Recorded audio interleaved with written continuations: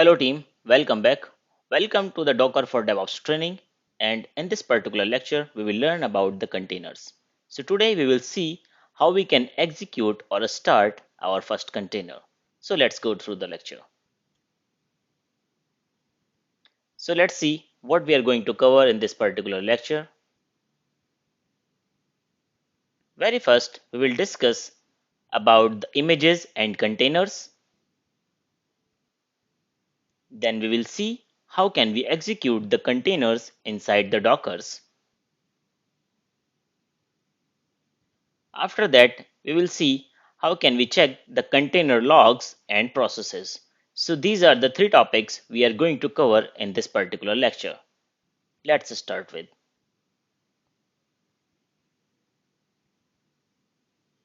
So first we will discuss images versus containers. But before going to start with the images versus containers, I would like to explain why containers required. So what is the application of the Docker? Why we are using Docker technology? Why Docker is using container technology? And what is the images? So we have 3 points to discuss. The very first is the Docker, the second is container, and third is image. So basically, we all are aware if we are learning the Docker course, then I'm sure we are from the technical background and we are working as a freelancer or we are working in some kind of IT organization. So every one of us know that IT in the IT industry we are working on the softwares, and a software is not a single unit, it's not just a source code. A software is a package, right? A software is something which requires a lot of library, which requires a lot of tool set, which requires some kind of dependencies, right? So when we are moving forward, so when suppose we are running a application on the production, right? So you are a developer and you have created some application, right? That application requires some kind of dependencies. That application required a specific environment to execute. That application required some other binary to execute on it, right?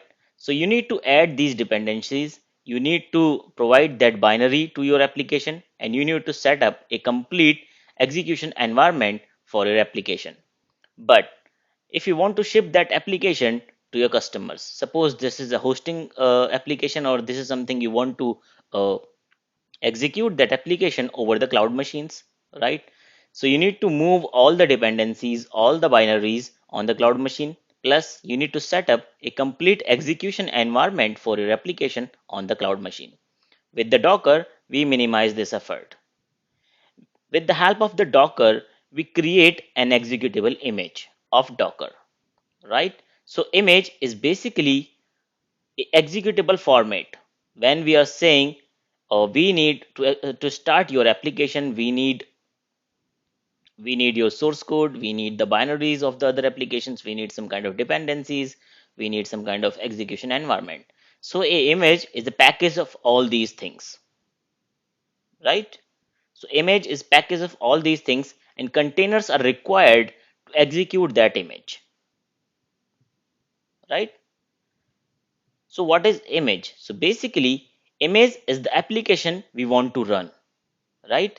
We just want to run our application, but it has a lot of dependencies on other applications as well, and it needs a particular execution environment. So with the help of the Docker, we will create an executable image that can contain the application binaries, source code, dependencies of the other applications, and dependencies of the execution environment, right? With the help of the Docker, we will execute that particular image, and the process which is executing that particular image is called the containers, right? So now we are pretty much clear about all these things. So image is something which is an executable format of your application, right? Container is something which is executing that particular image, or it's an running instance of that particular image, and Docker is something which is providing the execution environment to that container, right? So it solves all our problems. So we just need to set up a Docker and we will execute a single command to start your application. We don't need to provide any runtime dependencies. We don't need to set up any kind of execution environment to before you start your application. We have wrapped up everything inside an image, and container is basically carrying that image, right?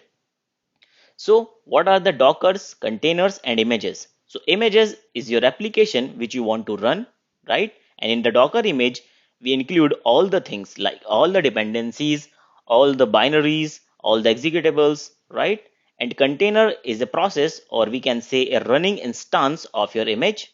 And Docker is something which is running that image, right? So I hope this is pretty much clear to everyone. What is the Docker, what is container, and what are the images, right? Let's move on. Okay, you can have many containers running the same image. Yes, suppose you are running your image over the cloud and you have created a cloud machine which have a lot of capacity, right? Which is running over 32 core bit operating system, right? Sorry, 32 bit 64-bit operating system, and which have the 32 CPUs, right, which have a lot of RAM. And on that cloud machine you can create, or you can start your application 5 times, right? So in this way we will create 5 containers of your images, right?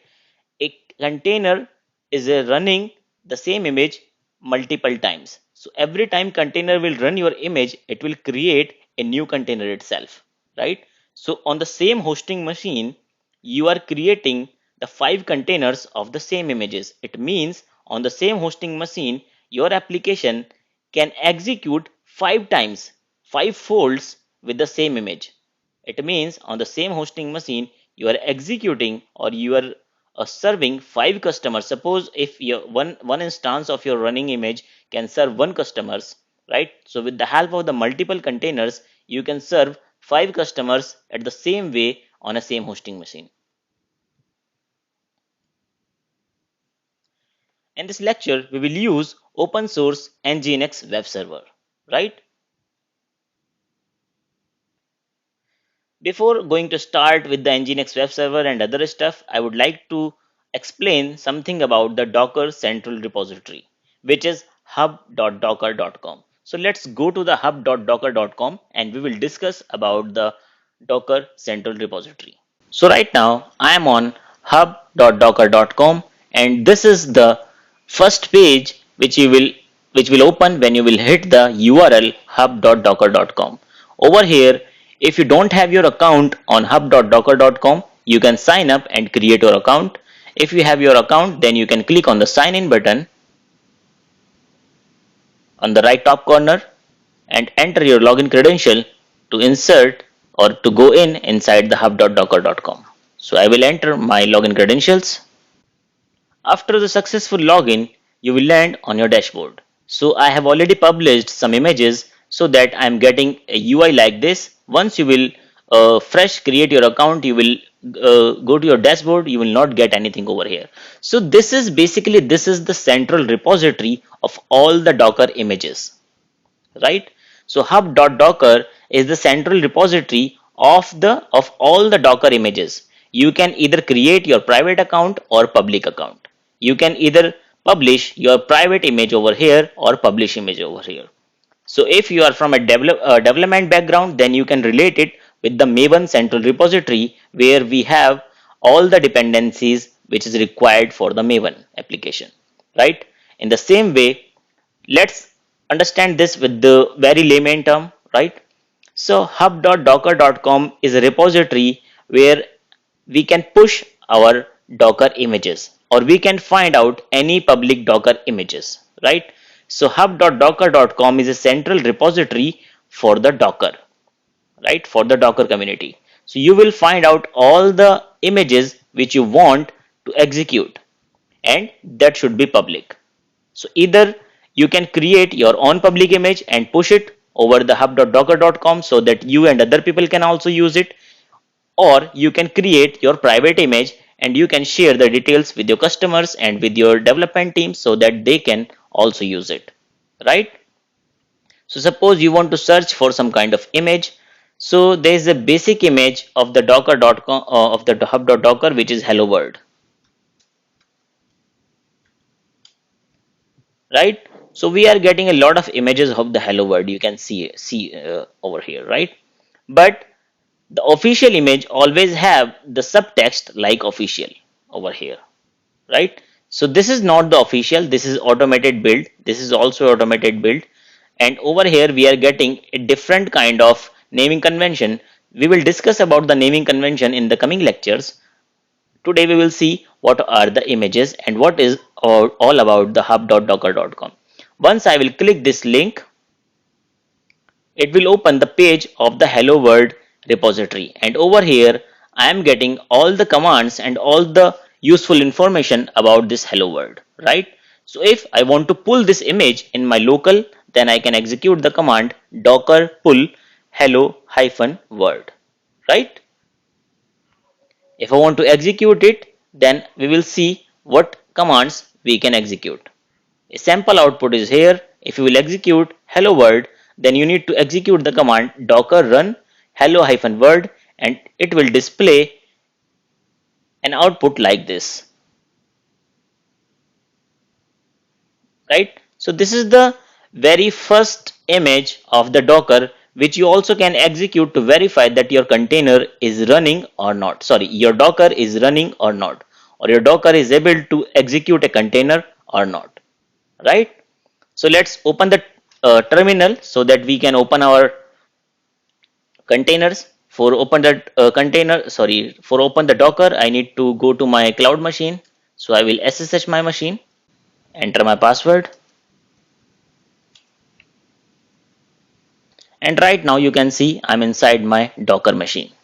I clear out the console and increase the font a bit, right? Now suppose you execute a command docker info. We have already discussed about the docker info in the last lecture. It is saying we have 0 containers, 0 running containers, 0 paused and 0 stopped. Also we have the images 0, right? I will clear out this console, and suppose I want to execute the container hello world. So what was the command to execute the container hello world? So command was like docker run hello-world, right? So I will open this command, execute this command. So I will execute the command docker container hello-world.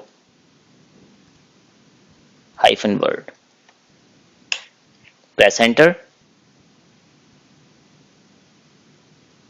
and it is saying okay, I forgot to insert the sub command. See, the manage commands I inserted, but I forgot to insert the sub command. Enter the command docker container run hello world, and you can see over here the output. So over here we have executed the command, right? Docker container run hello world. So first the message is unable to find the image hello world latest locally. So very first, when you will start any container, the docker will search for that container image in your local machine. If it will not find out that image in your local machine, you will get a message like this, unable to find image name and locally.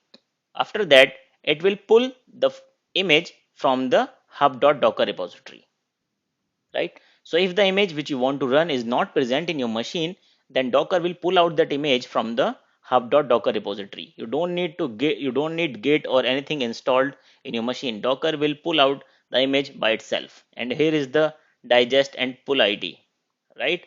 After that you can see it has executed your image, right?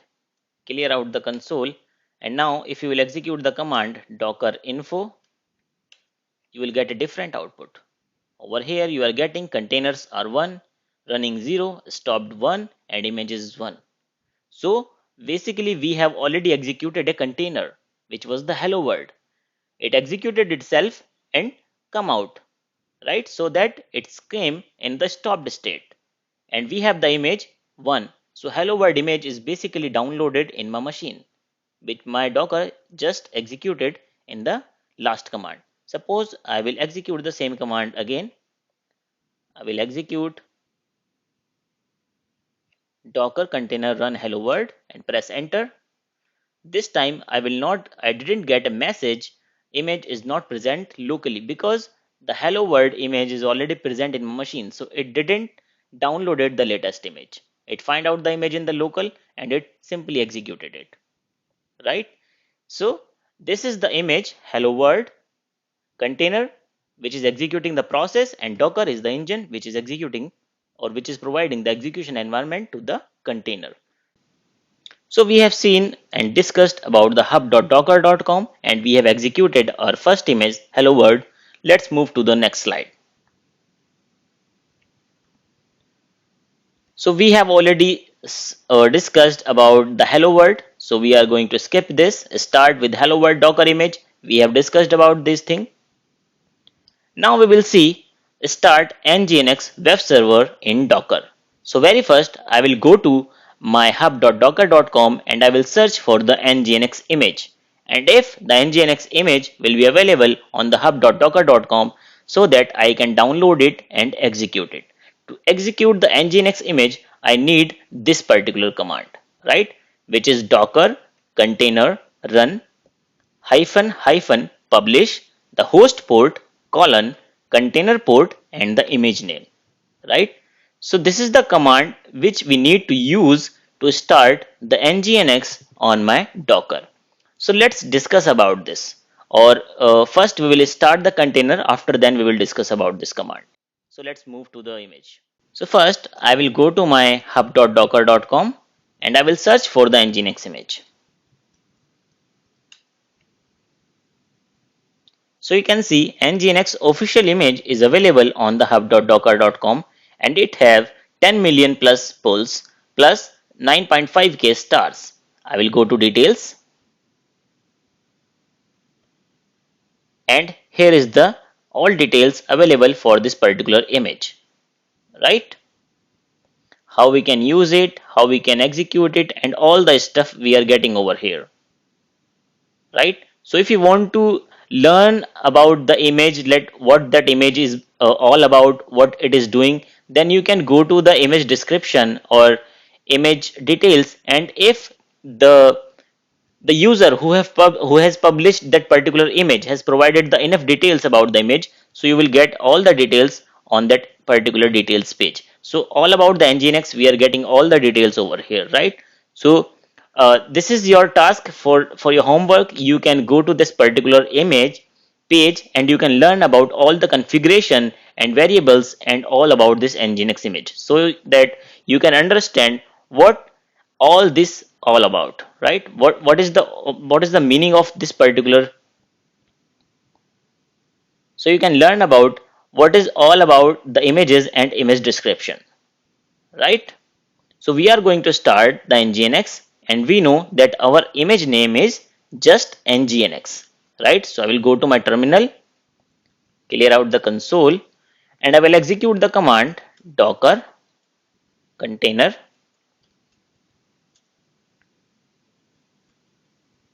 hyphen run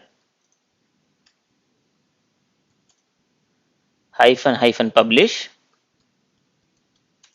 host port, which is I'm providing 80 colon container port, which is also I'm providing 80, and the image name.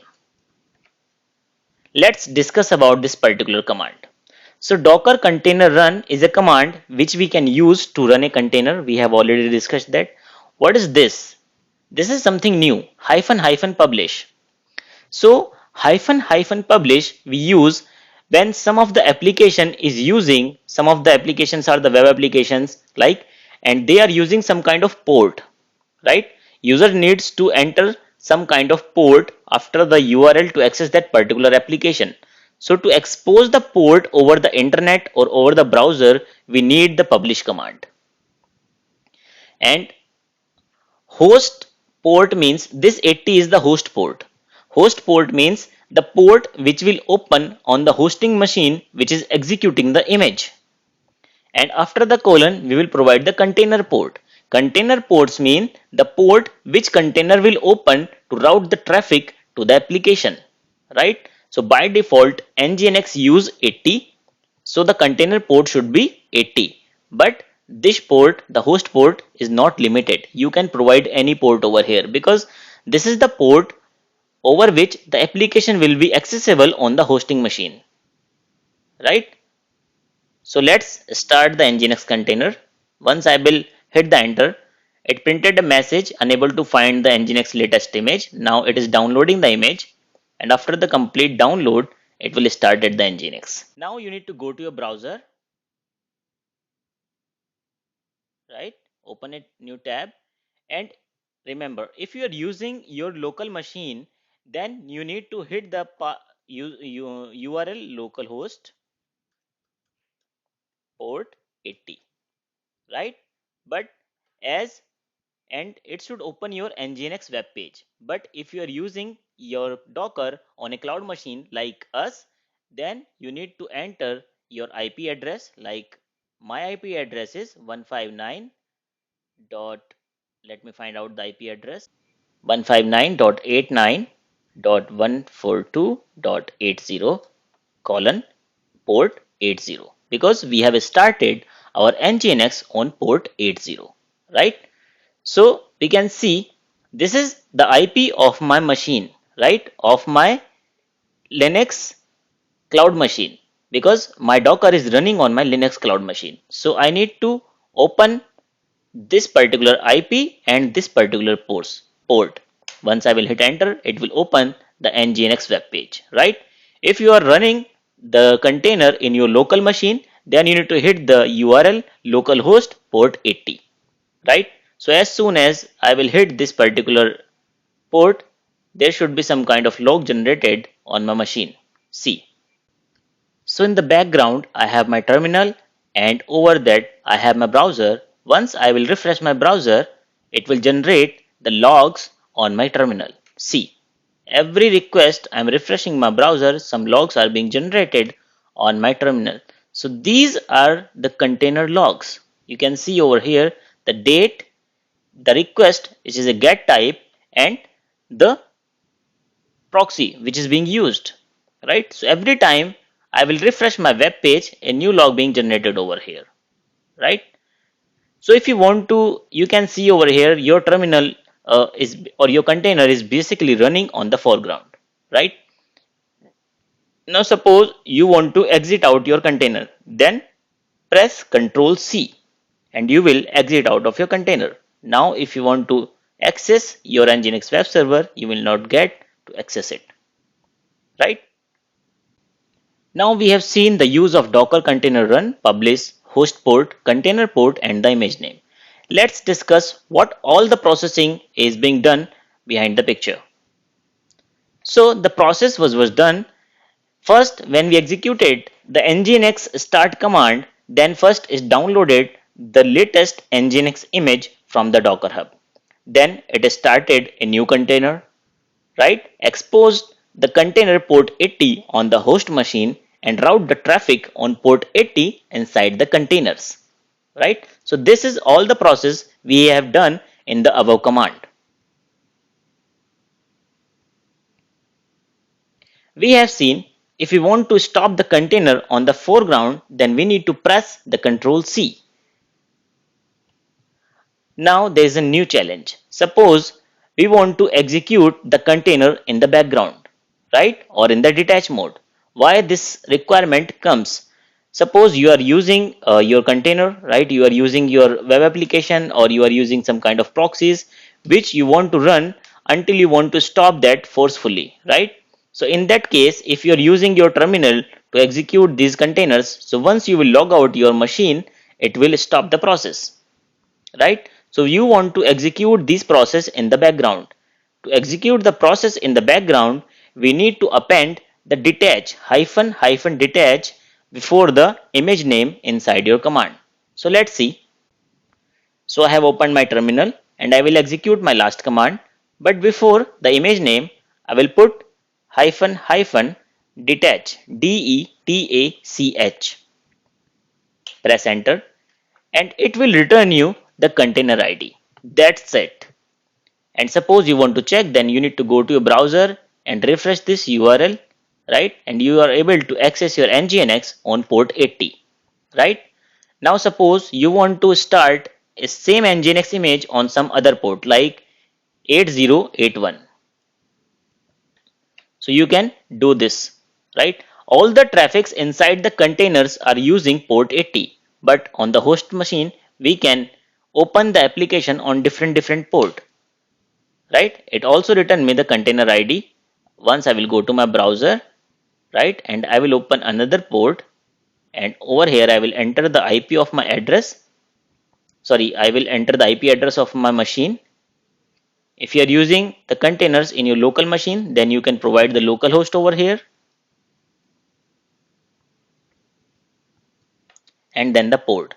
New port is port 8081. Press enter and we are able to access the Nginx application on both of my port, on 8081 and on 80 as well. And you can see both are basically on the same host machine. So this is the beauty of the Docker, right? You can't do this with the help of the VMs. You can't do this with the help of other hosting applications. So suppose you are not using the containers, you are executing this particular application on your machine, then once a port is basically preserved by any application, the same application can't be run on the second port on that particular same machine. But with the help of the Docker, we can execute them. You can see the same application running twice on a same machine, right? Now, so we have discussed about the detach mode.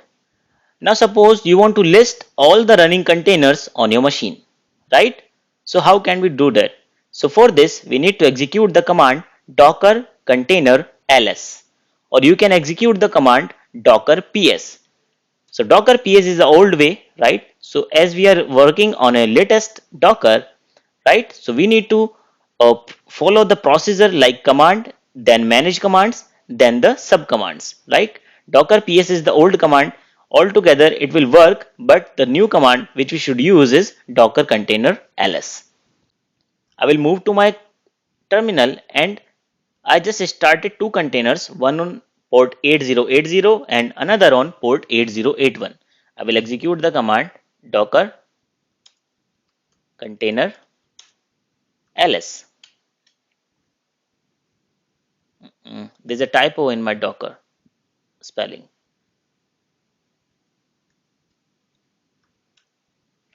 See, we are getting the two running containers. This is the container ID, the image name, the command which is executing, and the time when this container was created and the status that and the port on what the container is running and the name of the containers, right? So we are executing or we are running two containers. There are two running containers on my machine.